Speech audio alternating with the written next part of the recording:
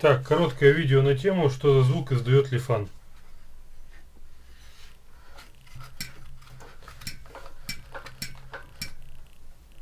У кого-то может возникнуть подозрение, что там что-то не то в двигателе. Вот так вот цепляем, вот звук реально как будто что-то цепляется. Есть, да? На самом деле, это вот здесь вот клапанные крышки стоит клапанок маленький.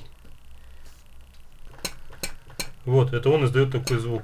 Если я заткну его пальцем, все, звука нету, потому что клапан не дергается.